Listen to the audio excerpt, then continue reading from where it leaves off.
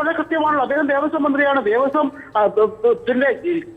വകുപ്പ് ദേവസ്വം മന്ത്രി ശ്രീ കടകംപള്ളി സുരേന്ദ്രൻ ശബരിമല സന്നിധാനത്തിൽ ചെന്നപ്പോൾ തൊഴുതത് ആത്മാർത്ഥമായി ഭക്തിയോടെയാണോ എന്ന് അദ്ദേഹം വ്യക്തമാക്കട്ടെ. ഭക്തിപൂർവ്വമെങ്കിൽ ആ പരിവർത്തനത്തെ CPM എങ്ങനെ വ്യാഖ്യാനിക്കും എന്നുകൂടി അറിയണം. വേണു, ഞാൻ കമ്മ്യൂണിസ്റ്റ് പാർട്ടിയുടെ സമ്മേളനങ്ങൾ സ്ഥിരമായി പങ്കെടുക്കുന്ന ആളാണ്. ആ കമ്മ്യൂണിസ്റ്റ് പാർട്ടി സമ്മേളനങ്ങളിൽ ഏറ്റവും പ്രധാനപ്പെട്ട ഒരു അജണ്ട രക്തസാക്ഷി പ്രമേയമാണ്. ആ രക്തസാക്ഷി പ്രമേയം അവതരിപ്പിച്ചു കഴിഞ്ഞാൽ ഞാനും വേണുവും അടങ്ങുന്ന മാധ്യമ സമൂഹം ആ സമ്മേളനത്തിന്റെ പൊതു അന്തരീക്ഷത്തിന്റെ ഭാഗമായി രക്തസാക്ഷി പ്രമേയം അംഗീകരിക്കുമ്പോൾ ഒരു മിനിറ്റ് മൗനമാചരിക്കാൻ നിൽക്കും. ഓരോ അന്തരീക്ഷത്തിലും നമ്മൾ ചെന്നെത്തുന്ന ഓരോ അന്തരീക്ഷത്തെയും മാനിക്കുക എന്നത് മനുഷ്യത്വമാണ്. ആ മനുഷ്യത്വം പോലും ഇല്ലാതെ കടകംപള്ളി സുരേന്ദ്രൻ തൊഴാൻ പാടില്ല എന്ന് പറഞ്ഞ് ഇവര് നാളെ എന്താ പറയാ? കടകംപള്ളി സുരേന്ദ്രൻ ശബരിമലയിൽ ചെന്ന് ആ ക്ഷേത്രത്തോടും അവിടുത്തെ മൂർത്തിയോടും അനാദരവ് കാണിച്ചു. ശരി ശ്രീ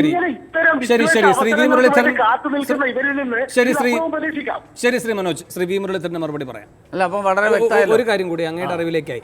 ഇവിടെ ഇപ്പോൾ കടകംപള്ളി സുരേന്ദ്രൻ തൊഴുതു.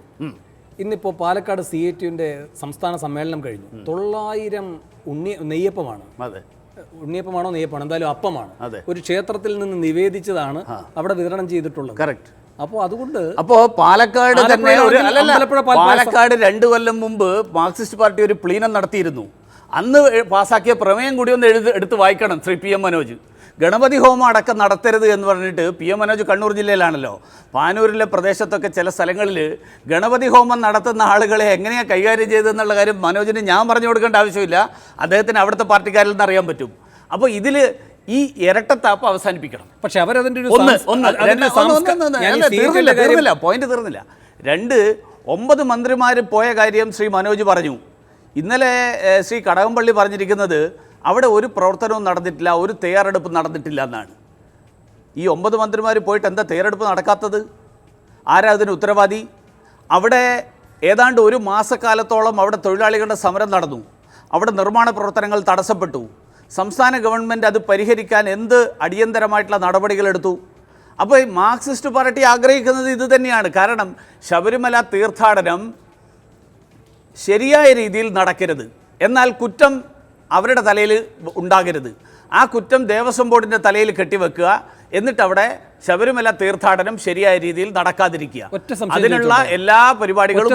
ഒറ്റ സംശയം ചോദിച്ചോട്ടെ. ഈ സർക്കാരിൻ്റെ അലംഭാവം കൊണ്ട് പല കാര്യങ്ങളും നടക്കുന്നില്ല എന്ന് ദേവസ്വം ബോർഡിൻ്റെ പ്രസിഡന്റ് അടക്കം വിമർശിച്ചത് അങ്ങ് ഇപ്പോൾ അങ്ങയുടെ ഒരു വാദഗതിയായി ഉന്നയിക്കുന്നതുകൊണ്ട് ഞാൻ പറയുകയാണ്. ആ വിമർശനങ്ങളിൽ ഒരു കാര്യമുണ്ട്. 10 ലക്ഷത്തിന് മേൽ എന്ത് നാം ചെയ്യണമെങ്കിലും ഹൈക്കോടതിയുടെ അനുമതി വേണം, അതുൾപ്പെടെ വൈകുന്നുവെന്ന്. ഇതേ ആർജവത്തോടെ ഹൈക്കോടതിയെ വിമർശിക്കുമോ താങ്കൾ? ഹൈക്കോടതിയുടെ അപ്പോൾ ഇതിൽ സർക്കാർ എതിരാകുന്നു പറഞ്ഞാൽ അങ്ങ് സമ്മതിക്കണം ഹൈക്കോടതിയും എതിരാണ് ശബരിമലയുടെ വളർച്ചയ്ക്കെന്ന്. സർക്കാരിൻ്റെ ഭാഗത്തു നിന്നും ദേവസ്വം ബോർഡിൻ്റെ ഭാഗത്തു നിന്നും അതിനു വേണ്ടിയിട്ടുള്ള ആത്മാർത്ഥമായിട്ടുള്ള ശ്രമങ്ങൾ മുഴുവൻ നടന്നതിന് ശേഷവും ഹൈക്കോടതിയുടെ ഭാഗത്തു നിന്ന് നിഷേധാത്മകമായ നിലപാടുണ്ടായിരിക്കട്ടെ. തീർച്ചയായിട്ടും ഹൈക്കോടതിയുടെ നിഷേധാത്മകമായിട്ടുള്ള നിലപാടിനെ വിമർശിക്കുമല്ലോ. സർക്കാരും ഹൈക്കോടതിയും ആ കാര്യത്തിൽ 2 രൂപത്തിൽ ഇതുമായി സഹകരിക്കുന്നവരാണ്. ഒന്നുമായി ബന്ധപ്പെട്ട് നിൽക്കുകയല്ല പൂർണ്ണമായി. 10 ലക്ഷത്തിന് മേൽ ഉള്ള ഭരണപരമായ ദേവസ്വം ബോർഡ് അംഗീകരിക്കാൻ ഹൈക്കോടതിക്ക് മറ്റു തടസ്സം. 15 ദിവസം ശബരിമല തീർത്ഥാടനം തുടങ്ങാൻ 15 ദിവസം മാത്രം ബാക്കി നിൽക്കുമ്പോൾ ദേവസ്വം ബോർഡ് ഒന്നും ചെയ്തിട്ടില്ല എന്ന് പറഞ്ഞിട്ടുള്ള വിമർശനമല്ലല്ലോ ദേവസ്വം മന്ത്രി നടത്തേണ്ടത്. ശരി, മറ്റു വിഷയങ്ങളിലേക്ക് പോകേണ്ട. ഈ പാനലുള്ള ആളുകൾക്ക് താങ്കളുടെ ഫേസ്ബുക്ക് പോസ്റ്റുമായി ബന്ധപ്പെട്ട് കൂടുതൽ പ്രതികരിക്കാനുണ്ട്. ഡോക്ടർ ഫസൽ ഗഫൂർ, താങ്കളുടെ പ്രതികരണം.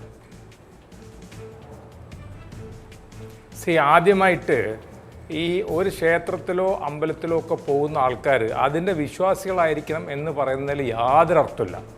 ഞാൻ 3 കാര്യപ്പെട്ട മുസ്ലിം നമ്മുടെ എന്താ പറയുക ഖബറുകളെ പറ്റി, ഖബർ എന്നാണ് ഞങ്ങൾ പറഞ്ഞത്, ഓക്കെ തീർത്ഥാടന സ്ഥലങ്ങൾ, അതായത് ഇന്ത്യയിലെ ഏറ്റവും വലിയ തീർത്ഥാടന കേന്ദ്രമായി പറയുന്ന സൂഫി വര്യനായിട്ടുള്ള മൊയിനുദ്ദീൻ ചിസ്തിയുടെ അജ്മീറിലെ ഖബറിൽ എത്രയോ ഹിന്ദു സ്ത്രീകൾ വരുന്നു, എത്രയോ ഹിന്ദു പുരുഷന്മാർ വരുന്നു. ഇനി വേണ്ട, ശ്രീ മുരളീധരൻ്റെ പാർട്ടിയുടെ മുഖ്യമന്ത്രിയായിട്ടുള്ള വസുന്ധര രാജെ, രാജസ്ഥാൻ മുഖ്യമന്ത്രി, അതിന് മുമ്പത്തെ മുഖ്യമന്ത്രിയായിരുന്ന ഇന്ത്യയുടെ vice president Byron Singh Shekhawat അവിടെ സന്ദർശിക്കുക മാത്രമല്ല, അവിടെ ആ ഖബർ പൊതിയാനുള്ള തുണി, അതിൻ്റെ പേര് ചാദർ, ആ ചാദർ നൽകുന്നു.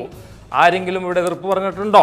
അവരവിടെ വിശ്വാസികളാണോ? അതാണ് ആലോചിച്ചത്. അപ്പോൾ അതിൻ്റെ അർത്ഥം ഒരു ഉദാഹരണം മാത്രമേ ഞാൻ പറഞ്ഞെന്ന് മാത്രമേ ഉള്ളൂ. അത് നല്ലൊരു കാര്യമായിട്ടാണ് ഞാൻ കാണുന്നത്. അത് നല്ലത് തന്നെ. രണ്ടാമത്തെ ചോദ്യം, ഹിന്ദു എന്ന് പറഞ്ഞാൽ നാസ്തികടു അല്ലെങ്കിൽ നിരീശ്വരവാദി കൂടെ ഉൾപ്പെടുന്നതായിട്ടാണ് ഹിന്ദുത്വം തന്നെ അംഗീകരിക്കുന്നത്, ഹിന്ദുത്വ വിശ്വാസികൾ അംഗീകരിക്കുന്നത്. ഇല്ലെങ്കിൽ ശ്യാമാപ്രസാദ് മുഖർജി എത്രത്തോളം വിശ്വാസിയായിരുന്നുള്ളത് പറയണം. 2, ശബരിമല ദയാനന്ദ സരസ്വതി, അതായത് വിഗ്രഹ പ്രതിഷ്ഠക്കെതിരായിരുന്നു ദയാനന്ദ സരസ്വതിയും ആര്യ സമാജവും. ആ ദയാനന്ദ സരസ്വതി ശബരിമലയിൽ പോകുമ്പോൾ മുരളീധരൻ അതിനെ എതിർക്കുമോ? കാരണം അദ്ദേഹം ബിംബാരാധനക്കെതിരാണല്ലോ. അപ്പോൾ അത് രണ്ടാമത്തെ ചോദ്യം. മൂന്നാമത്തെ എൻ്റെ പേഴ്സണൽ അനുഭവം പറയാം. ശിവഗിരിയിൽ ദൈവദശകത്തിൻ്റെ 100ാമത്തെ വാർഷികത്തിൽ ആദ്യമായിട്ട് ദൈവദശകം കടലാസിൽ എഴുതിയത് എന്നെക്കൊണ്ടാണ് ശിവഗിരി മഠത്തിലുള്ള ആൾക്കാർ. ഒരു മുസ്ലിമായ ഞാൻ അവിടെ പോകുന്നു, ഞാൻ അത് എഴുതുന്നു, അതിന് പബ്ലിസിറ്റി മാതൃഭൂമി ചാനലാണ് ഏറ്റവും അധികം കൊടുത്തിട്ടുള്ളത്. അപ്പോൾ ഈ മതപരമായ കാര്യങ്ങളെ സംബന്ധിച്ചിടത്തോളം അതൊരു വിശാലതയാണ് കാണിക്കുന്നത്. ഇനി ഒരു കാര്യം കൂടെ ചോദിക്കാം. നമ്മുടെ ശബരിമലയുടെ ഭാഗമാണല്ലോ വാവർ സ്വാമിയുടെ പള്ളിയിൽ ഈ പേട്ടതുള്ളൽ എന്ന പേരിൽ ലക്ഷക്കണക്കിന്, ചിലപ്പോൾ കോടിയായിട്ടുണ്ടാവും ഈ സമയം കൊണ്ട്, ഹൈന്ദവ സുഹൃത്തുക്കൾ അവിടെ പോകുന്നു, ആ പള്ളിയിൽ പോകുന്നു, പള്ളിക്ക് ചുറ്റുപ്രദക്ഷിണം നടത്തുന്നു, അവർ പോകുന്നു. അതിലൊന്നും ആരും ഒന്നും ചോദ്യം ചെയ്തിട്ടില്ല. അപ്പോൾ വിശ്വാസം എന്നുള്ളത് കാര്യം, ഒരാളുടെ വിശ്വാസത്തെ മറ്റൊരാൾ ഡിഫൈൻ ചെയ്യുന്നത് ശരിയല്ല എന്നാണ് അഭിപ്രായം. ഞാൻ ഈ എല്ലാ ക്ഷേത്രങ്ങളിലും പോയിട്ടുണ്ട്. തിരുപ്പതിയിൽ ഞാൻ പോയിട്ടുണ്ട്. തിരുപ്പതിയിൽ NT രാമറാവുവിൻ്റെ കുടുംബത്തിൻ്റെ കൂടെ പോയിട്ട് തിരുപ്പതിയിലെ സ്പെഷ്യൽ ലഡു ഞാൻ വാങ്ങിച്ചു കഴിച്ചിട്ടുണ്ട്. ഞാൻ അതിൻ്റെ ഞാൻ മറ്റേ വെങ്കടേശ്വര സ്വാമിയുടെ പ്രതിഷ്ഠയുടെ മുമ്പിൽ പോയിട്ടുണ്ട്. എൻ്റെ സ്വന്തം ഇഷ്ടത്തിന് പോയതാണ്, ഞാനൊരു മന്ത്രിയായിട്ട് പോയിട്ടുള്ളതല്ല. അതേമാതിരി തന്നെ ഗുരുദ്വാര സുവർണ ക്ഷേത്രത്തിൽ ഞാൻ പോയിട്ടുണ്ട്. അവിടുത്തെ ലങ്കാർ, അവിടുത്തെ കിച്ചണിലിരുന്ന് ഭക്ഷണം ഞാനും എൻ്റെ ഭാര്യയും കൂടെ കഴിച്ചിട്ടുണ്ട്. ഞാൻ ഭക്ഷണം സെർവ് ചെയ്തിട്ടുണ്ട് മറ്റുള്ളവർക്ക്. അതാണ് അവിടുത്തെ അപ്പോൾ ഇതെല്ലാം ഇന്ത്യയുടെ ബഹുസ്വരതയുടെ ഭാഗമായിട്ടുള്ളതാണ്. അതിനെല്ലാം നമ്മൾ പബ്ലിസിറ്റിയുടെ കാര്യമായിട്ട് കാണുകയോ അല്ലെങ്കിൽ വർഗീയതയായിട്ട് ചിത്രീകരിക്കുന്നത് ശരിയല്ല എന്നാണ് എൻ്റെ അഭിപ്രായം. ഞാൻ ഇതൊന്നും വർഗീയതയായിട്ട് പറഞ്ഞിട്ടില്ല. ഇപ്പോൾ ശ്രീ ഫസൽ ഗഫൂർ ഹിന്ദു ആവണമെന്ന് ഞാൻ പറഞ്ഞത് അങ്ങനെ ഒരു വ്യാഖ്യാനം അതിന് കൊടുത്തിട്ടുണ്ട്. ഞാൻ ഒരിക്കലും പറഞ്ഞിട്ടില്ലല്ലോ. ഞാൻ പറഞ്ഞത് അയ്യപ്പനിൽ വിശ്വാസം ഉണ്ടാവണമെന്നാണ്. അയ്യപ്പനിൽ അതാണ് അതായത് സുവർണക്ഷേത്രത്തിൽ ദയാനന്ദ സരസ്വതി വിശ്വാസിയല്ല. പറയട്ടെ, സുവർണക്ഷേത്രത്തിൽ താങ്കൾ പോയിട്ടുണ്ടെങ്കിൽ സുവർണക്ഷേത്രത്തിൽ അയ്യപ്പയുടെ വിഗ്രഹം പ്രതിഷ്ഠിക്കും. ശിരോവസ്ത്രം ധരിച്ചുകൊണ്ടാണ് സുവർണക്ഷേത്രത്തിൽ പോവുള്ളൂ. താങ്കളാണെങ്കിലും ഞാനാണെങ്കിലും, ഞാനും പോയിട്ടുണ്ട്. ശിരോവസ്ത്രം ഞാൻ അവിടുത്തെ ആചാരങ്ങൾ പാലിച്ചുകൊണ്ടേ പറ്റുള്ളൂ. ഇവിടെ ഞാൻ ഇപ്പോഴും പറയുന്നത് 2 കാര്യങ്ങൾ. ശ്രീ KT ജലീൽ ഭരണപരമായിട്ടുള്ള ചുമതലകൾക്ക് വേണ്ടി പോകുന്നു, പ്രശ്നമൊന്നുമില്ല. ഇത് ശബരിമല മതസൗഹാർദ്ദത്തിൻ്റെ കേന്ദ്രമായിട്ടാണ് ഞാൻ കാണുന്നത്. അതുകൊണ്ടാണ് ഞാൻ അവിടെ പോകുന്നത്. എന്ന് പറഞ്ഞാൽ എനിക്ക് ശബരിമലയിലൊന്നും വിശ്വാസമില്ല, എനിക്ക് അയ്യപ്പനോട് പ്രതിപത്തിയില്ല. പക്ഷേ ഇത് ഭരണപരമായിട്ടുള്ള കാര്യങ്ങൾക്ക് വേണ്ടിയല്ല പോകുന്നത്. ഞാൻ മതസൗഹാർദ്ദത്തിൻ്റെ കേന്ദ്രമായിട്ട് ശബരിമലയെ കാണുന്നത് കൊണ്ടാണ് പോകുന്നതെങ്കിൽ എന്തിന് ശബരിമല മാത്രം മതസൗഹാർദ്ദത്തിൻ്റെ കേന്ദ്രമാക്കുന്നു? കേരളത്തിലെ മറ്റ് ക്ഷേത്രങ്ങൾ മതസൗഹാർദ്ദത്തിൻ്റെ കേന്ദ്രങ്ങളാകരുത് എന്ന് ശാഠ്യം പിടിക്കുന്നത്? എന്തുകൊണ്ട് മറ്റ് ആരാധനാലയങ്ങൾ, മറ്റ് മതസ്ഥരുടെ ആരാധനാലയങ്ങൾ, ആ ആരാധനാലയങ്ങളും മതസൗഹാർദ്ദത്തിൻ്റെ കേന്ദ്രങ്ങളാവണ്ടേ? ഇന്ത്യയിലെ എല്ലാ മതസ്ഥരും പരസ്പര ബഹുമാനത്തോടുകൂടി സ്വന്തം ആചാര പദ്ധതികൾക്കപ്പുറത്ത് മറ്റുള്ളവരുടെ ആചാര പദ്ധതികൾ കൂടി അംഗീകരിക്കുക മാത്രമല്ല, അംഗീകരിക്കൽ സഹിഷ്ണുതയാണ്. ബഹുമാനിക്കുകയും കൂടി ചെയ്യുന്നതാണ് ഇന്ത്യയുടെ പാരമ്പര്യം. ആ പാരമ്പര്യത്തെ ആണ് ഞാൻ ഉയർത്തിപ്പിടിക്കുന്നത്. ശരി, താങ്കളുടെ പ്രതികരണം കേട്ടാൽ മതേതര സന്ദേശം നൽകുന്ന കേന്ദ്രമാണ് ശബരിമല എന്ന് പറയുന്നത് ഈ കാലഘട്ടത്തിലെ ഏറ്റവും വലിയ വെല്ലുവിളിയാണ്, സമൂഹത്തിന് നേർക്ക് നടത്തുന്ന വെല്ലുവിളിയാണെന്നാണോ? ഇന്ന് മതേതരത്വത്തിൻ്റെ പേരിൽ നടന്നുകൊണ്ടിരിക്കുന്ന പല കാര്യങ്ങൾ, ആ കാര്യങ്ങൾ പലതും അപഹാസ്യമാണ്. ഒരാൾ അയാളുടെ വിശ്വാസത്തിൽ ഉറച്ചു നിൽക്കുകയും ആ വിശ്വാസവുമായിട്ട് അല്ലാത്ത ഇതര വിശ്വാസങ്ങളെ അതേപോലെ ബഹുമാനത്തോടുകൂടി കാണുകയും ചെയ്യുക എന്നുള്ളതാണ് ഭാരതീയ പാരമ്പര്യം. അതിന് ഈ സെക്യുലറിസം എന്നുള്ള വാക്ക് സെക്യുലറിസം എന്നുള്ള വാക്ക് തന്നെ വന്നത് ഈ പാരമ്പര്യമില്ലാത്ത വിദേശ രാജ്യങ്ങളിൽ നിന്നാണ്. അതുകൊണ്ട് സെക്യുലറിസം എന്നുള്ള വാക്കിന്റെ പാശ്ചാത്യ അർത്ഥം എടുക്കേണ്ട ആവശ്യമില്ല. നമ്മുടെ ഭാരതീയ പാരമ്പര്യം അനുസരിച്ച് തന്നെ പോവാം. KT ജലീൽ എന്നൊരു വ്യക്തിയുടെ ചെയ്തികളാണല്ലോ താങ്കൾ ഇങ്ങനെ ഇഴകീറി പരിശോധിച്ചുകൊണ്ടിരിക്കുന്നത്. KT ജലീൽ മാത്രമല്ലല്ലോ, കടകംപള്ളി പറയുന്നുണ്ട്. കടകംപള്ളിയുടെ കാര്യത്തിൽ ഇപ്പോൾ മനോജ് പറഞ്ഞല്ലോ. അതിലേക്ക് വരാം. KT ജലീൽ ഈ വാവർ സ്വാമിയുടെ സ്ഥലത്തും പോവുകയുണ്ടായി. അവിടുത്തെ പണ്ഡിതൻ ഫാത്തിയ ഓതി, എന്ന് വെച്ചാൽ ഈ സൂക്തം, ഖുറാനിലെ സൂക്തം ഓതി കുരുമുളക് ദക്ഷിണയായി നൽകുന്നു. പ്രശ്നമൊന്നുമില്ലല്ലോ. സന്നിധാനത്തിലും ചെല്ലുന്നു, തീർത്ഥം കൊടുക്കുന്നു, അതും കുടിക്കുന്നു. ശരി. അപ്പോൾ ഇതിലെ ഒരു ചെയ്തിയെ താങ്കൾ കാണാതെ ഇരിക്കുന്നു, മറ്റൊരു ചെയ്തിയെ മറ്റൊരു രൂപത്തിൽ താങ്കൾ വക്രീകരിക്കുകയും ചെയ്യുന്നു. ഇനി സന്നിധാനത്തിൽ പോയി ഈ ഭരണപരമായ കാര്യങ്ങളെല്ലാം ചെയ്യുന്നു, എരുമേലി പള്ളിയിലും പോയി, അവിടെയും യോഗം വിളിച്ചു, അവിടെയും വേണ്ട കാര്യങ്ങൾ ചെയ്തു. അങ്ങ് ഒന്ന് മാത്രമേ കാണുന്നുള്ളൂ. അത് ഞങ്ങളുടെ ആരുടെയും പ്രശ്നമല്ല. ഞാൻ ഒന്ന് മാത്രമല്ല, ഞാൻ ഇതെല്ലാം കണ്ടു, ഇതെല്ലാം കണ്ടിട്ടുള്ളതാണ് ഞാൻ ഇട്ടിരിക്കുന്നത്. ഞാൻ പറഞ്ഞിരിക്കുന്നത് ഇത് ഞാൻ അതിൽ ഉറച്ചു നിൽക്കുന്നു. ഒന്ന്, ആരാധനാലയങ്ങൾ ആരാധനയുടെ കേന്ദ്രങ്ങളാണ്. അവിടെ ഭരണപരമായിട്ടുള്ള കാര്യങ്ങൾക്ക് വേണ്ടി പോകുന്ന ആളുകൾ പോകാം, അതിൽ ഒരു തെറ്റും ഞാൻ പറയുന്നില്ല. ഞാൻ അതിനോട് വിയോജിക്കുന്നുമില്ല, അതിന് പോകുന്നതിനെ ഒരു വിധത്തിൽ ഞാൻ തടസ്സപ്പെടുത്തുന്നുമില്ല. ഇത് രണ്ടുമല്ലാതെ ഞാൻ മതേതരവാദിയാണ്, ഞാൻ മതസൗഹാർദ്ദത്തിൻ്റെ വക്താവാണ് എന്ന് കാണിക്കാൻ വേണ്ടി പോകുന്നത്. ഈ ബാബുസ്വാമിയുടെ സ്ഥലത്ത് പോയി ഫാത്തിയ ഓതി കുരുമുളക് ദക്ഷിണയെ നൽകി അദ്ദേഹത്തിന് ആ വിശ്വാസമുള്ള വ്യക്തിയാണല്ലോ, വിശ്വാസിയാണല്ലോ അദ്ദേഹം. അവിടെ അദ്ദേഹം ആ ആചാരങ്ങൾ മുഴുവൻ വിശ്വാസത്തോടെ തന്നെ നിർവഹിക്കുന്നു.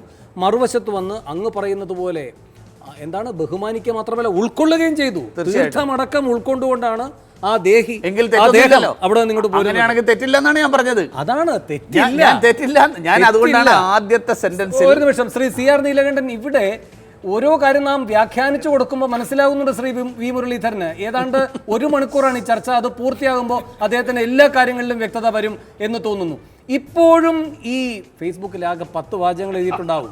അതിൻ്റെ ഒരു ഭാരം നമുക്ക് വേണോ ശ്രീ വി മുരളീധരൻ? ശ്രീ CR നീലകണ്ഠൻ, ഈ 10 വാചകങ്ങളുടെ ഭാരം എന്തിന് ഇനിയും വി മുരളീധരൻ കൊണ്ട് നടക്കണം? അല്ല, മുരളീധരന്റെ ജോലി തീർന്നു. കൈവിട്ട ആയുധവും വാവിട്ട വാക്കും പിന്നെ നമുക്ക് നിയന്ത്രണത്തിലില്ല. അതാണല്ലോ, അങ്ങനെയാണല്ലോ ആയുധത്തെ പറ്റി പറയാ. മുരളീധരൻ്റെ ഇന്ന് വാക്ക് പോയി. ഇനി അദ്ദേഹം ഒരു മാന്യനായ രാഷ്ട്രീയ നേതാവാണ്, എൻ്റെ സുഹൃത്താണ്. അദ്ദേഹം ഇപ്പോൾ ഒരു കാര്യം പറഞ്ഞാൽ മതി, ഞാൻ ഈ കാര്യങ്ങളൊന്നും അറിഞ്ഞിരുന്നില്ല, അതുകൊണ്ട് അദ്ദേഹം ഔദ്യോഗികമായ കാര്യത്തിനാണ് പോയെന്ന് അറിഞ്ഞില്ല, മതേതരത്വത്തിന് വേണ്ടി പോയി എന്ന് ഞാൻ തെറ്റിദ്ധരിച്ചു. അങ്ങനെയാണെങ്കിൽ മതേതരത്വത്തിന് പോകേണ്ട സ്ഥലം അമ്പലമല്ലല്ലോ എന്നാണ് അദ്ദേഹത്തിൻ്റെ വാദം. അതിനോട് എനിക്ക് യോജിപ്പില്ല. കാരണം വിശ്വാസമുണ്ടോ ഇല്ലയോ എന്നതിനൊക്കെ അപ്പുറത്ത് നമ്മൾ ക്ഷേത്രങ്ങളിൽ പോകാറുണ്ട്, കാണാൻ പോകാറുണ്ട്. തഞ്ചാവൂർ ബൃഹദീശ്വര ക്ഷേത്രം പലവട്ടം ഞാൻ പോയിട്ടുണ്ട്. തിരുനെൽവേലി അടക്കം നിരവധി ക്ഷേത്രങ്ങളിൽ പോയിട്ടുണ്ട്. ത്യാഗരാജസ്വാമികളുടെ പൂജാസ്ഥലം അല്ലെ അദ്ദേഹത്തിൻ്റെ സമാധിയിൽ പോയി കച്ചേരി കേട്ടിട്ടുണ്ട്. ഞാൻ സംഗീതപ്രേമിയാണ്, എനിക്ക് ത്യാഗരാജരുടെ അടുത്ത് പോവാം. ഞാൻ അവിടെയുള്ള ഒരു ദൈവത്തെ വിശ്വസിക്കണമെന്നില്ല. എനിക്ക് പല കാരണം കൊണ്ട് ക്ഷേത്രത്തിൽ പോവാം. അവിടുത്തെ കൊത്തുപണി കാണാൻ പോവാം. അജന്ത എല്ലോറ ഒരു കാലത്ത് ക്ഷേത്രമായിരുന്നു, അവിടെ പോവാം. എനിക്ക് അവിടുത്തെ പായസം കഴിക്കാൻ പോവാം. അമ്പലപ്പുഴ പാൽപ്പായസം എനിക്ക് ഇഷ്ടമാണെങ്കിൽ അവിടെ പോയി പായസം ഞാൻ മേടിച്ച് കഴിക്കും. അത് അമ്പലപ്പുഴ കൃഷ്ണൻ്റെ വിശ്വാസം ഉണ്ടല്ലോ എന്നല്ല. ഒരാൾക്ക് ഏത് സ്ഥലത്ത് പോകാൻ പല കാരണങ്ങളുണ്ട്. അത് തിരിച്ചറിഞ്ഞാൽ പിന്നെ നമുക്ക് ഈ കൺഫ്യൂഷൻ ഇല്ല. പക്ഷെ ഇപ്പോൾ മുരളീധരൻ ഇനിയും ഇതിൽ പിടിച്ചു താങ്ങുകയാണെങ്കിൽ അദ്ദേഹത്തിൻ്റെ ലക്ഷ്യം നേരത്തെ വേണു പറഞ്ഞത് ഇതല്ല എന്ന് നമുക്ക് പറയേണ്ടി വരും. അത് മുരളീധരനെ പോലെ ഒരാളെ പറ്റി പറയാൻ എനിക്ക് ഇഷ്ടമല്ല. അതുകൊണ്ട് മുരളീധരൻ സുഹൃത്ത് ഇപ്പം ചെയ്യേണ്ടത്, ഈ ജലീലിൻ്റെ ഔദ്യോഗിക കാര്യമൊന്നും ഞാൻ അറിഞ്ഞില്ല, അദ്ദേഹം മതേതരത്വം പറഞ്ഞു.